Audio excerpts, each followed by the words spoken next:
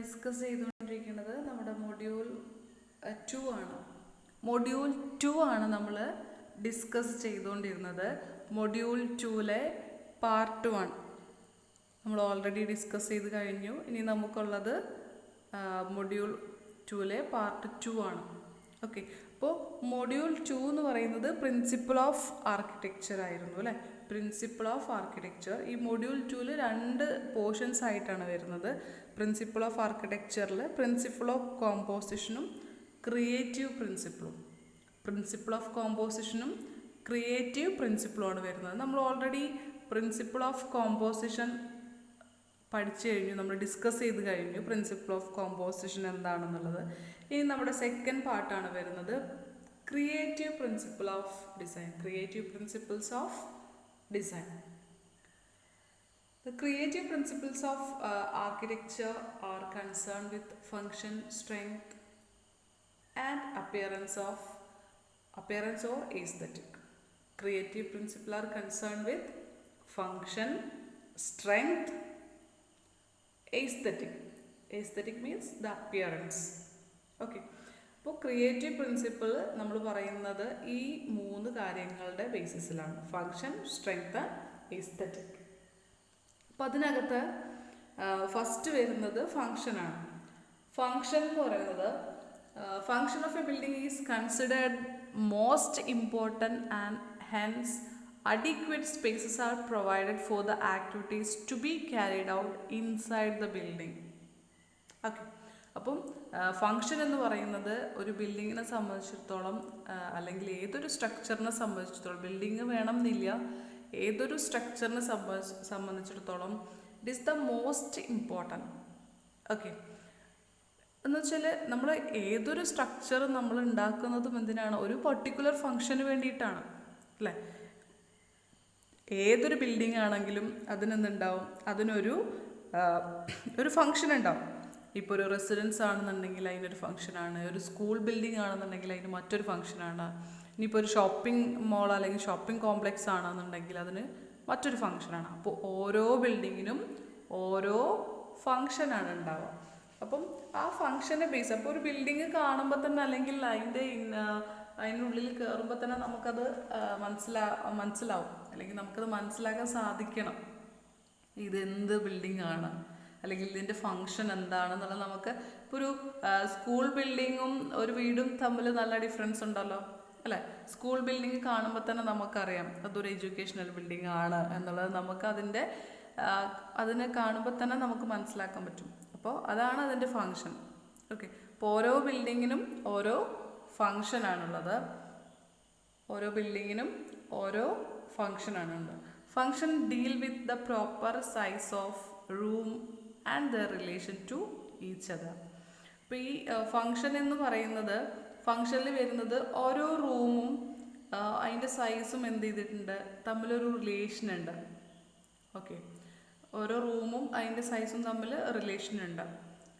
The elements of comfort like light and ventilation are also taken in to account. അപ്പം ഇതിൻ്റെ കൂടെ തന്നെ ഇപ്പോൾ നമ്മൾ പറഞ്ഞു റൂം സൈസിന് എന്തുണ്ട്, ഒരു റിലേഷൻ ഉണ്ട് അല്ലേ. Size of the room deal with proper size of the room and the relation. ഇപ്പോൾ റൂം സൈസ് തമ്മിൽ റിലേഷൻ ഉള്ള പോലെ തന്നെ നമ്മൾ ഇതിൻ്റെ കൂട്ടത്തിൽ തന്നെ കൺസിഡർ ചെയ്യേണ്ടതാണ് light and ventilation. Light and ventilation നമുക്ക് വളരെ ഇമ്പോർട്ടൻ്റ് ആണ്. ലൈറ്റ് ആൻഡ് വെന്റിലേഷൻ എന്ന് വെച്ചാൽ നാച്ചുറൽ ലൈറ്റ് ആൻഡ് വെന്റിലേഷൻ. ഇപ്പോൾ ഒരു റൂമാണെന്നുണ്ടെങ്കിൽ നമ്മൾ ലൈറ്റ് ആൻഡ് വെന്റിലേഷൻ കിട്ടാൻ വേണ്ടിയിട്ട് സാധാരണ എന്താ പ്രൊവൈഡ് ചെയ്യുക, നമ്മൾ വിൻഡോസ് ഒക്കെ പ്രൊവൈഡ് ചെയ്യാറുണ്ട് അല്ലേ, നാച്ചുറൽ ലൈറ്റ് ആൻഡ് വെന്റിലേഷൻ കിട്ടാൻ വേണ്ടിയിട്ട് അല്ലേ. എയർ സർക്കുലേഷനൊക്കെ ഒരു റൂമിൽ എയർ സർക്കുലേഷൻ നടക്കേണ്ടത് വളരെ ഇമ്പോർട്ടൻ്റ് ആണ്. So natural light and ventilation കിട്ടാൻ വേണ്ടിയിട്ട് നമ്മൾ പ്രൊവൈഡ് ചെയ്യുന്നതാണ് വിൻഡോസൊക്കെ. അപ്പം ഇതിൻ്റെ കൂടെ തന്നെ നമ്മൾ എന്ത് കൺസിഡർ ചെയ്യണം,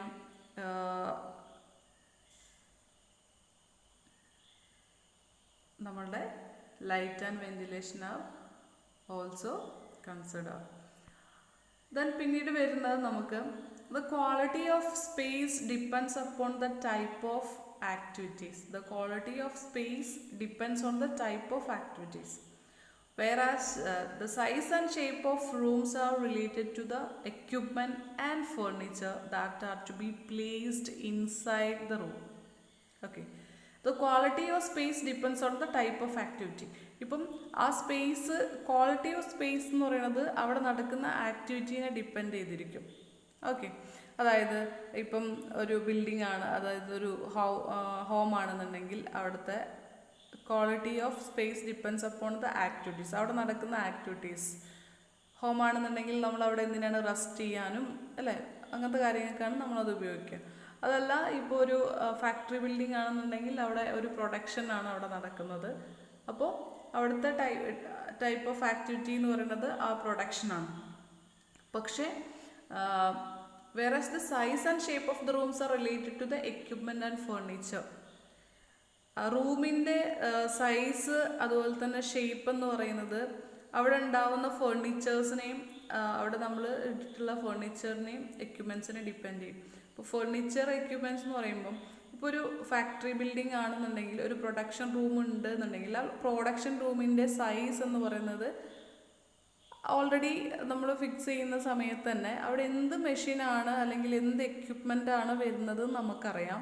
അതിനനുസരിച്ചല്ലേ നമ്മൾ ആ ഒരു സ്പേസ് ഉണ്ടാക്കുക.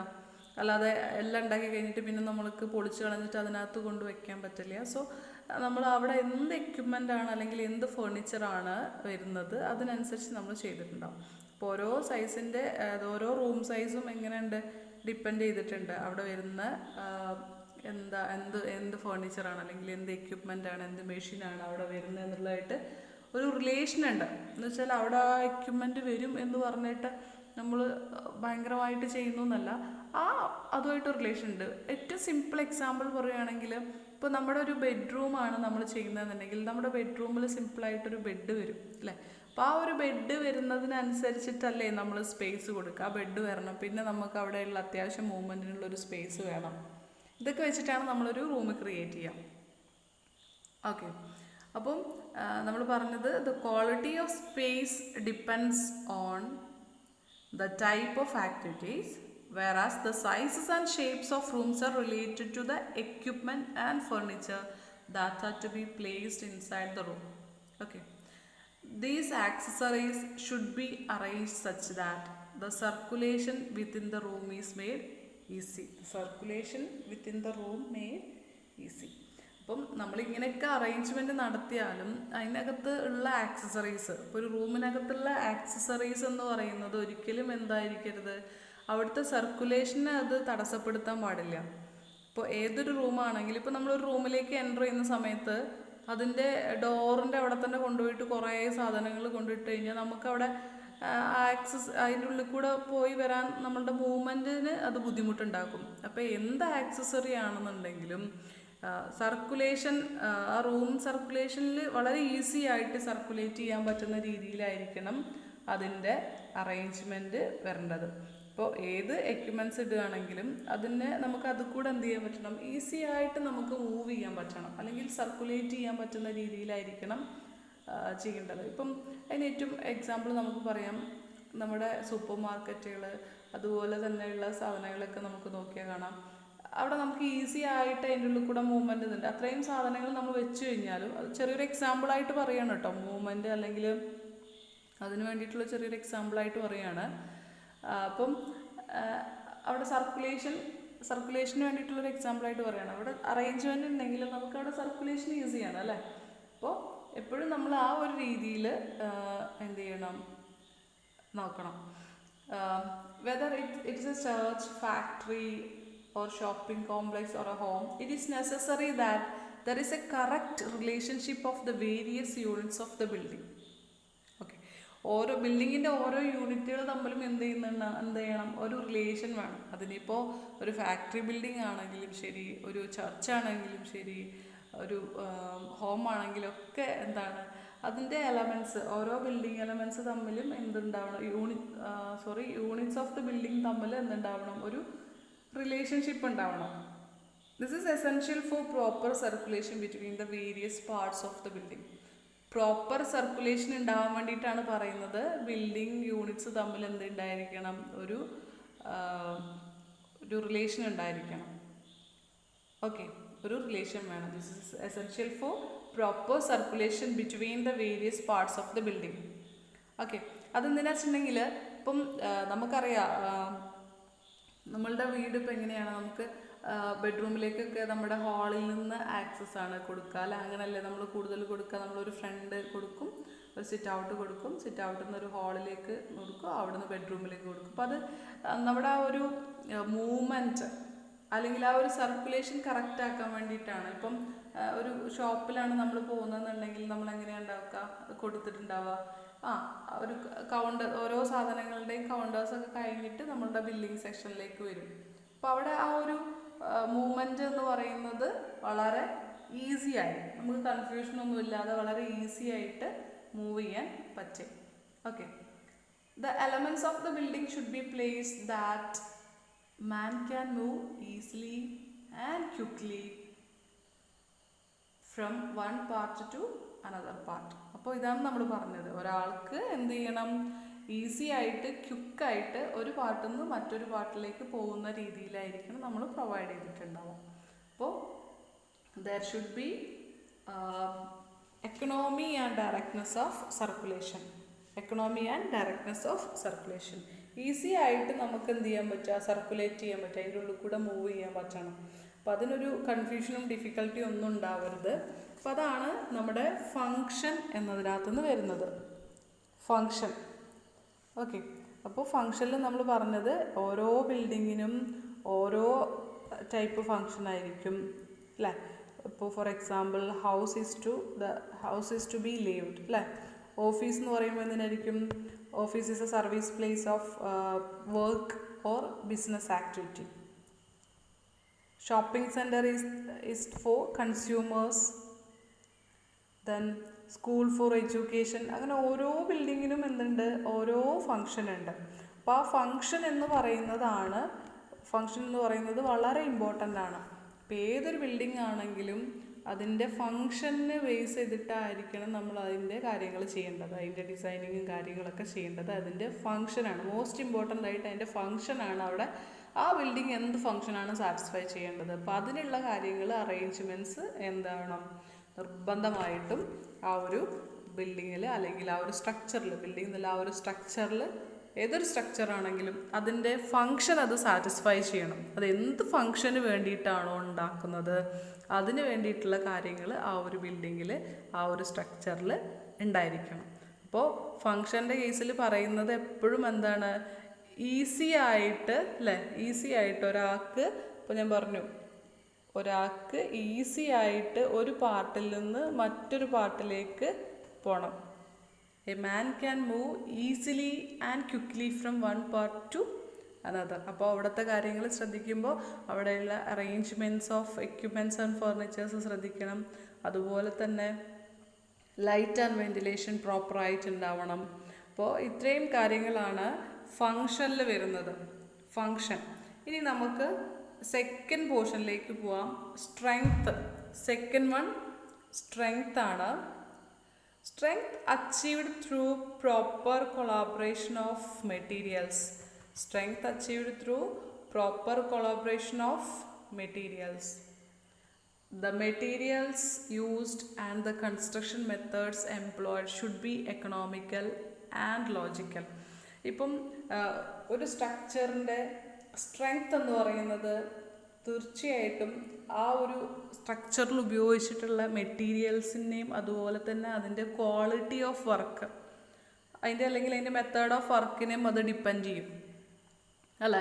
ഇപ്പം നല്ല ക്വാളിറ്റി മെറ്റീരിയൽസ് ഉപയോഗിച്ചിട്ട് ക്വാളിറ്റി ഓഫ് മെറ്റീരിയൽസിന് മാത്രമല്ല ഡിപ്പെൻഡ് ചെയ്യണത്. കാരണം നല്ല മെറ്റീരിയൽ ഉപയോഗിച്ചിട്ട് നമ്മൾ അൺസയൻറ്റിഫിക് മെത്തേഡിലാണ് നമ്മൾ ഒരു സ്ട്രക്ചർ ക്രിയേറ്റ് ചെയ്തിട്ടുണ്ടെന്നുണ്ടെങ്കിൽ ആ സ്ട്രക്ചർ ഫെയിലിയർ ആവും, ആ സ്ട്രക്ചറിന് ഫെയിലിയർ സംഭവിക്കും.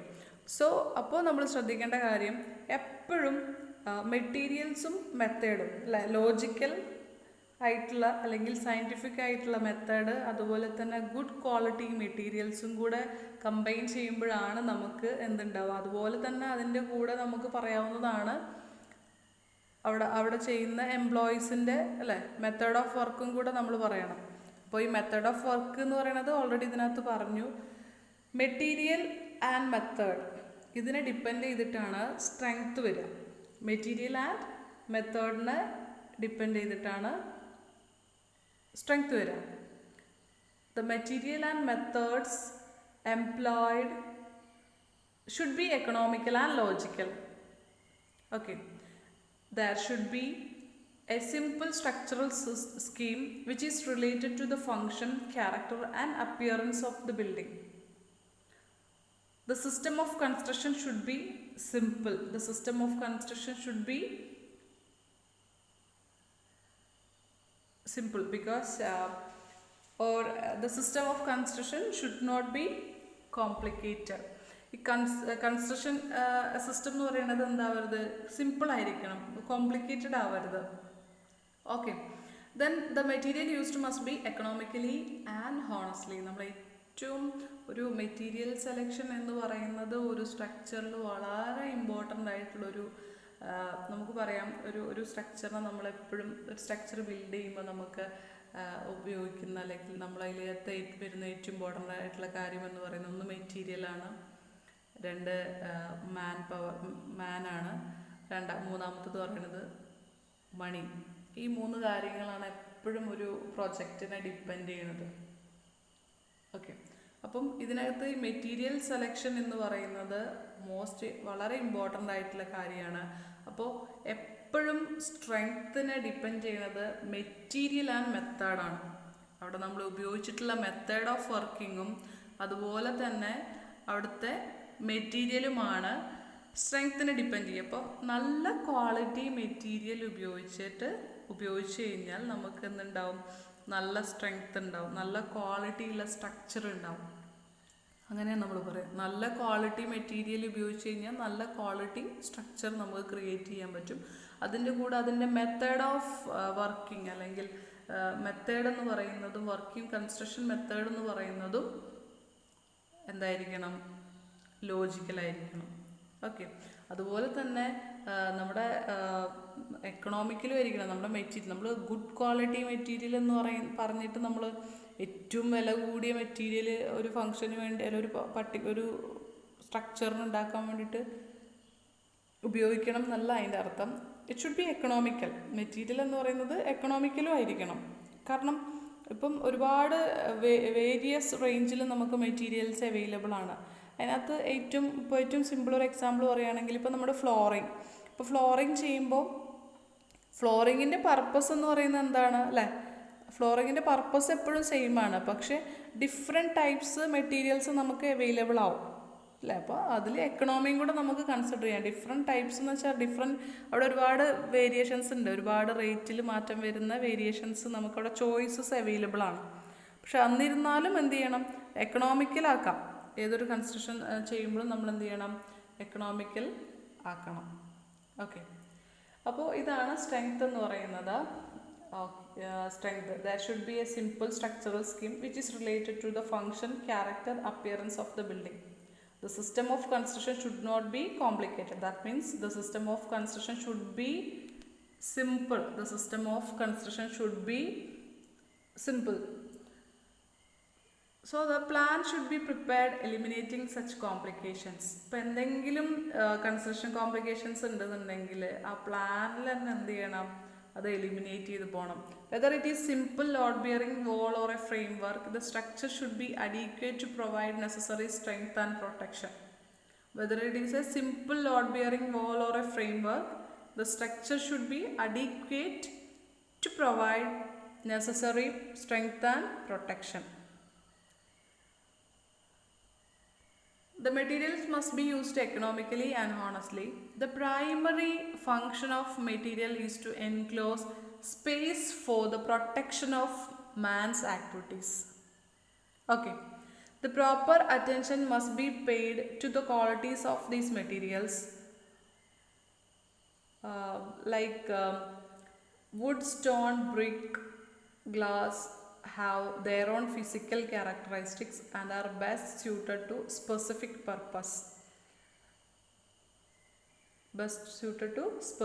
purposes. അതായത് ഇപ്പം നമുക്ക് ഓരോ ഓരോ ഇപ്പം ഞാൻ നേരത്തെ ഫ്ലോറിങ്ങിൻ്റെ കാര്യം പറഞ്ഞു. അപ്പോൾ ഓരോ മെറ്റീരിയലിനും എന്തുണ്ട്, ഓരോ സ്പെസിഫിക് ആയിട്ടുള്ള പർപ്പസുകളുണ്ട് അല്ലേ. ഇപ്പോൾ ഒരു റഫ് കട്ട് സ്റ്റോൺ എന്ന് പറയണത് എവിടെയാണ്, ഓരോ ടൈപ്പ് മെറ്റീരിയൽ നമ്മളിപ്പോൾ ഒരു ഫ്ലോറിങ്ങിൽ നമ്മൾ കുറച്ച് സ്മൂത്ത് ആയിട്ടുള്ള പിന്നെ മെറ്റീരിയലാണ് നമ്മൾ യൂസ് ചെയ്യുക. വേറെ എവിടെയെങ്കിലും ആണെങ്കിൽ റഫായിട്ടുള്ളൊരു ഏരിയ നമുക്ക് വേണമെങ്കിൽ അവിടെ റഫായിട്ടുള്ളൊരു മെറ്റീരിയലാണ് നമ്മൾ യൂസ് ചെയ്യാം. അപ്പം ഓരോന്നിനും എന്തുണ്ട്, material should be used truthful manner and not to hide or imitate something else. എപ്പോഴും നമ്മൾ വളരെ സത്യസന്ധമായിട്ട് തന്നെ എന്ത് ചെയ്യണം, മെറ്റീരിയൽ, അതായത് നല്ല മെറ്റീരിയൽ നമ്മൾ യൂസ് ചെയ്യുക. ഒന്നിനും എന്ത് ചെയ്യണ്ട, ഒന്നിനൊന്ന് അത് കോപ്പി ചെയ്യേണ്ട ആവശ്യമില്ല. ആ മെറ്റീരിയലിൻ്റെ ക്വാളിറ്റി എന്താണോ അതിനനുസരിച്ച് നമ്മൾ ഉപയോഗിക്കാം.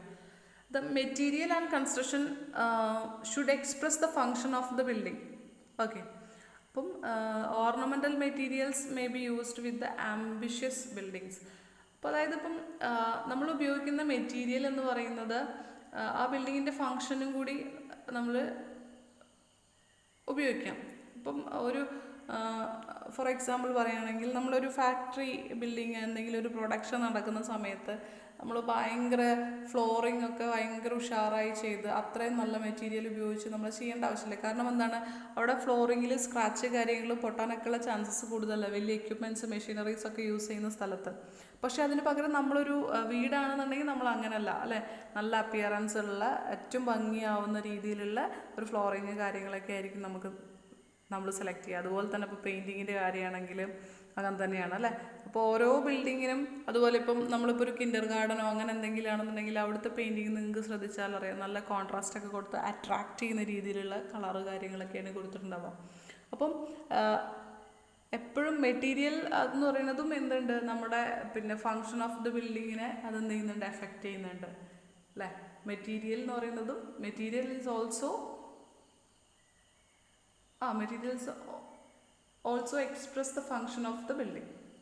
മെറ്റീരിയൽ എന്ന് പറയുന്നതും നമ്മുടെ ബിൽഡിങ്ങിൻ്റെ ഫങ്ഷനെ അത് എക്സ്പ്രസ് ചെയ്യുന്നുണ്ട്. ഓക്കെ.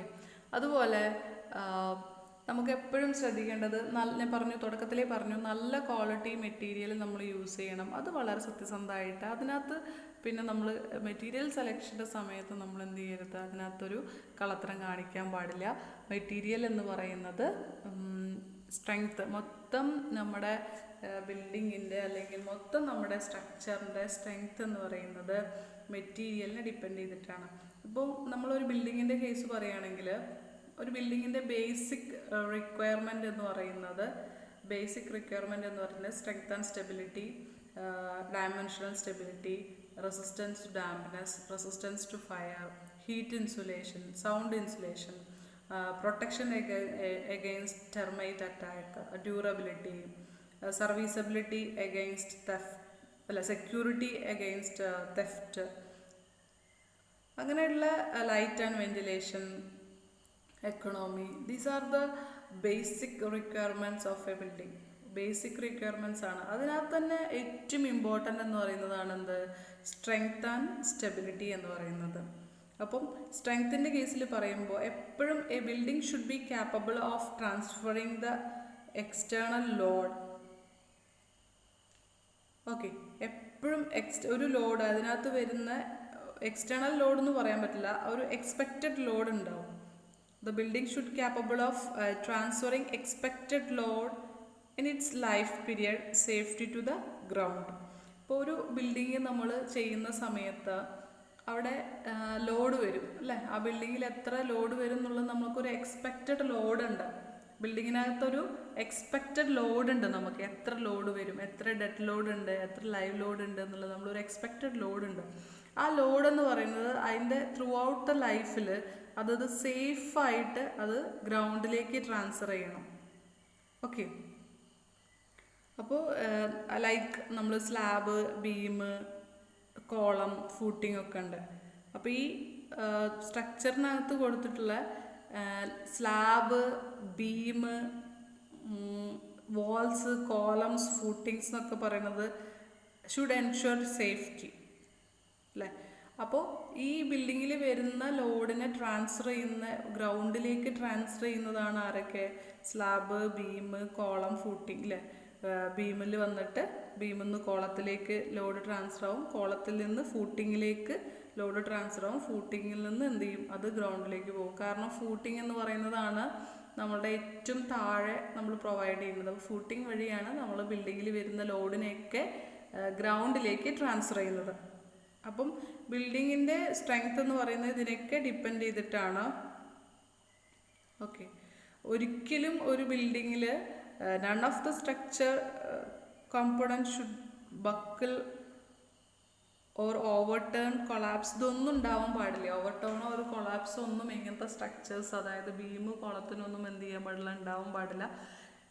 ബിൽഡിംഗ് എന്ന് പറയുന്നത് എപ്പോഴും അതിനകത്ത് വരുന്ന ലോഡിന്, ബിൽഡിങ്ങിൻ്റെ സ്ട്രെങ്ത് എന്ന് പറയുമ്പോൾ നമുക്ക് പറയാം അതിൻ്റെ ലൈഫ് പീരീഡിൽ അതിൽ വരുന്ന ലോഡിനെ അതിനെന്ത് ചെയ്യാൻ പറ്റണം, അതിനെ വിത്ത്സ്റ്റാൻഡ് ചെയ്യാൻ, അല്ലെങ്കിൽ അതിനെ ഗ്രൗണ്ടിലേക്ക് ട്രാൻസ്ഫർ ചെയ്തിട്ട് വിത്ത്സ്റ്റാൻഡ് ചെയ്യാനുള്ളൊരു കപ്പാസിറ്റി, സ്റ്റെബിലിറ്റി ഉണ്ടായിരിക്കണം.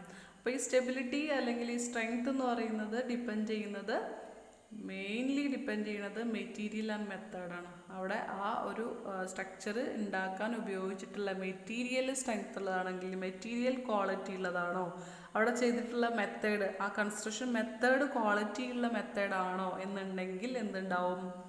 ആ ഒരു ബിൽഡിങ്ങിനും സ്വാഭാവികമായിട്ടും ക്വാളിറ്റി ഉണ്ടായിരിക്കും, അല്ലെങ്കിൽ സ്ട്രെങ്ത് ഉണ്ടായിരിക്കും. അപ്പം ഇതാണ് നമ്മുടെ സെക്കൻഡ് വണ്ണായിട്ടുള്ള സ്ട്രെങ്ത്തിൽ വരുന്നത്. Second point strength. ഇനി നമുക്കുള്ളത് നമ്മുടെ തേർഡ് പോയിൻ്റാണ് എയ്സ്തെറ്റിക് അല്ലെങ്കിൽ അപ്പിയറൻസ് എന്ന് പറയും. Aesthetic or appearance.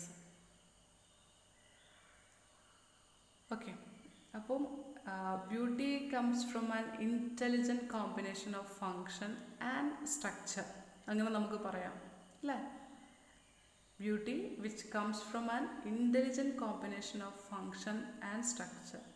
Without aesthetic, the building may remain only as an engineering structure. Okay. Without aesthetic, the building may remain only as an engineering structure. Aesthetics is the spirit of architecture and is closely related to the function or utility. അപ്പം aesthetic എന്ന് പറയുന്നത് the spirit of architecture എന്ന് വേണമെങ്കിൽ പറയാം aesthetic. ഇപ്പം aesthetic വളരെ importance ആണ്. Aesthetic എന്ന് വെച്ചാൽ ആ വിഷ്വൽ അപ്പിയറൻസ്, ആ ബിൽഡിങ്ങിൻ്റെ ബിൽഡിംഗ് ആ സ്ട്രക്ചറിൻ്റെ വിഷ്വൽ അപ്പിയറൻസിനെയാണ് നമ്മൾ എസ്തെറ്റിക് എന്ന് പറയാം. Okay, aesthetic is the spirit of architecture. Aesthetic comes from, അല്ലെങ്കിൽ beauty comes from an intelligent combination of function and structure. ഇപ്പോൾ ഒരു സ്ട്രക്ചറിന് without aesthetic the building remain only as an engineering structure. ഒരു engineering സ്ട്രക്ചറായിട്ട് അതിങ്ങനെ remain ചെയ്യും. അതിന് പ്രത്യേകിച്ച് നമുക്ക് ഭംഗിയൊന്നും തോന്നില്ല. അതൊരു ബിൽഡിംഗ് ആണ്, അങ്ങനെ ഒരു ഫീൽ ഉണ്ടാവുള്ളൂ. പക്ഷെ അതിൻ്റെ കൂടെ ഈ അപ്പിയറൻസും കൂടെ വരുമ്പോഴാണ് അതിൻ്റെ ആ ഒരു ഭംഗി നമുക്ക് ആ ഒരു ബിൽഡിംഗ്. ഇപ്പം സിമ്പിളായിട്ട് ഇപ്പോൾ ഒരു ബസ് ഷെൽട്ടറിനെ നമുക്ക് പറയാം. ഒരു ബസ് ഷെൽട്ടർ വളരെ സിമ്പിളായിട്ട് ഉണ്ടാക്കാം, പക്ഷേ വളരെ അട്രാക്റ്റീവായിട്ട്, സെയിം സാധനം തന്നെ നമുക്ക് വളരെ അട്രാക്റ്റീവായിട്ട് നമുക്ക് ചെയ്യാൻ പറ്റും. ചെറിയൊരു എക്സാമ്പിൾ പറഞ്ഞു എന്നേ ഉള്ളൂ. അപ്പം aesthetic is the spirit of architecture. It is closely related to the function and utility. Okay. It should accompany function and not lead it. For good appearance, the plan and the resultant volume, surfaces and details should be developed according to the principle of composition. ഇപ്പോൾ principle of composition നമ്മൾ already പഠിച്ചു കഴിഞ്ഞു അല്ലേ? What is principle of composition? നമ്മൾ colour, texture എന്നൊക്കെ പറഞ്ഞിട്ട് ഒരുപാട് principle of composition നമ്മൾ പഠിച്ചു കഴിഞ്ഞു. അപ്പോൾ for a good appearance, the plan and the resultant volume, surfaces and details should be developed according to the principle of composition. Okay, അപ്പം ഇതാണ് നമ്മുടെ എസ്തെറ്റിക് എന്ന് പറയുന്നത്. എസ്തെറ്റിക് എന്ന് വെച്ചിട്ടുണ്ടെങ്കിൽ ആ ഒരു അപ്പിയറൻസ് ആണ്. ഓക്കെ, അപ്പോൾ ഈ എസ്തെറ്റിക് എന്ന് പറയുന്നത് നമുക്ക് ഒരുപാട് കാര്യങ്ങളെ കൊണ്ട് നമുക്ക് എസ്തെറ്റിക് ഉണ്ടാക്കും. The quality of building materials, colour, texture. Quality of building materials, colors, texture, thickness, etc. are also have a considerable effect on the appearance of the building. Quality of materials like quality of material, color, texture, thickness, etc. affect on the appearance. ഇത് അപ്പിയറൻസിനെ effect ചെയ്യും. ഓരോ material അവിടെ use ചെയ്യുന്ന material എങ്ങനെയാണ് എന്നൊക്കെയുള്ളത്. Okay. Aesthetic is the one of the principal aspects considered in the architecture.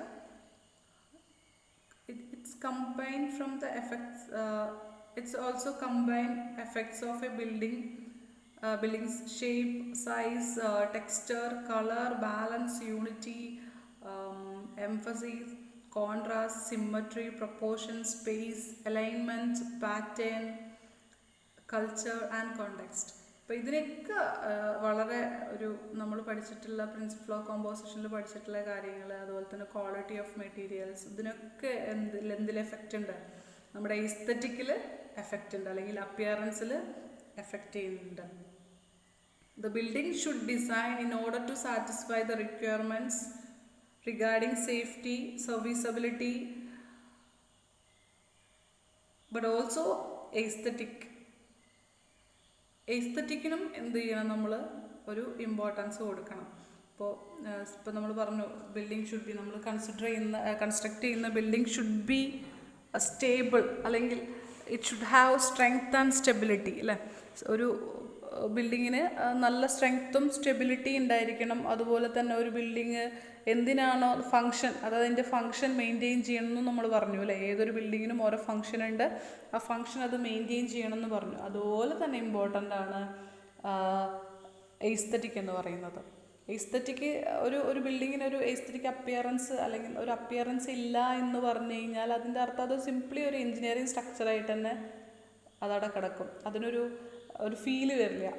അപ്പോൾ എപ്പോഴും എസ്തെറ്റിക്കിന് importance കൊടുക്കണം. എന്തിൻ്റെ പോലെ തന്നെ അതിൻ്റെ സ്ട്രെങ്ത് ആൻഡ് സ്റ്റെബിലിറ്റിക്ക് കൊടുക്കുന്ന പോലെ തന്നെ എസ്തെറ്റിക്കിനും ഒരു ഇമ്പോർട്ടൻസ് കൊടുക്കാം. പക്ഷേ എസ്തെറ്റിക് ഭംഗി കൂട്ടാൻ വേണ്ടിയിട്ട് ഒരിക്കലും എന്ത് ചെയ്യരുത്, അതിൻ്റെ സ്ട്രെങ്ത് ആൻഡ് സ്റ്റെബിലിറ്റീനെയും ഫങ്ഷനെയും എഫക്റ്റ് ചെയ്യരുത്. ഇപ്പോൾ ഭംഗി ഇവിടെ ഒരു ബിൽഡിങ്ങാണ്, നല്ല ഭംഗി കൂട്ടാൻ അല്ലെങ്കിൽ അതിൻ്റെ അപ്പിയറൻസ് കൂട്ടാൻ വേണ്ടിയിട്ട് അവിടുത്തെ കോളമൊക്കെ റിമൂവ് ചെയ്ത് കളയുക, അല്ലെങ്കിൽ പോർഷൻസ് കട്ട് ചെയ്ത്, അങ്ങനെയല്ല. സ്ട്രെങ്ത്തിനെ എഫക്റ്റ് ചെയ്യാതെ സ്ട്രെങ്ത്ത് സ്റ്റെബിലിറ്റിക്ക് ഇമ്പോർട്ടൻസ് കൊടുത്തുകൊണ്ട് ബിൽഡിങ്ങിൻ്റെ ഫങ്ഷൻ മെയിൻറ്റെയിൻ ചെയ്തുകൊണ്ടുള്ള അപ്പിയറൻസ്, അതിനാണ് നമ്മൾ ഫോക്കസ് ചെയ്യേണ്ടത്. അപ്പോൾ അത് ബിൽഡിംഗ് മെറ്റീരിയൽസ് യൂസ് ചെയ്യുന്നതുകൊണ്ട്, അപ്പം മെറ്റീരിയൽസ് ഉപയോഗിക്കുന്നതുകൊണ്ട് നമുക്ക് ഇൻറ്റീരിയർ ആൻഡ് എക്സ്റ്റീരിയർ രണ്ടിലും കൊടുക്കാം. ഇൻറ്റീരിയർ ആയിട്ടുള്ള അപ്പിയറൻസിലും അതുപോലെ തന്നെ എക്സ്റ്റീരിയർ ആയിട്ടുള്ള ഇതിലും നമുക്ക് ഡിഫറെൻറ്റ് മെറ്റീരിയൽസ്, കളറ്, ഇപ്പോൾ നമ്മൾ നേരത്തെ പറഞ്ഞ പോലെ തന്നെ സിമ്മട്രി, ഹാർമണി, ഇങ്ങനത്തെ കാര്യങ്ങളൊക്കെ ഉപയോഗിച്ചിട്ട് അപ്പിയറൻസ് കൊടുക്കുക. നല്ല അപ്പിയറൻസ് വിഷ്വലി നമ്മൾ ഒരു സ്ട്രക്ചർ എന്ത് ചെയ്യണം, നമ്മൾ നോക്കുന്ന സമയത്ത് നമ്മളെ അട്രാക്റ്റ് ചെയ്യാം. അപ്പോൾ these are the creative principles. അപ്പോൾ 3 കാര്യങ്ങളാണ് creative principles are concerned with: function, strength and appearance. അപ്പോൾ ഫങ്ഷൻ എന്ന് പറയുന്നത് ഓരോ ബിൽഡിങ്ങിനും എന്തുണ്ടാവും, ഓരോ പർട്ടിക്കുലർ ഫങ്ഷൻ ഉണ്ട്. സ്ട്രെങ്ത് എന്ന് പറയുന്നത് the building should have proper strength and stability. Strength and stability depends upon the material and the method of construction. Then aesthetic എന്ന് പറയുന്നത് സിംപ്ലി എന്താണെന്ന് നമ്മൾ പറഞ്ഞു, എന്താണ് സ്പിരിറ്റ് അല്ലേ. aesthetic is the spirit of architecture. അപ്പോൾ എപ്പോഴും നമ്മളുടെ aesthetic എന്ന് പറയുന്നത് it's an intelligent combination of function and structure. അപ്പോൾ these are the creative principles. Okay, എല്ലാവർക്കും ഈ ഒരു പോർഷൻ ക്ലിയർ ആയെന്ന് വിചാരിക്കുന്നു. Creative principles, function, strength and aesthetic. ഇതാണ് ക്രിയേറ്റീവ് പ്രിൻസിപ്പിളിൽ വരുന്നത്. ഓക്കെ.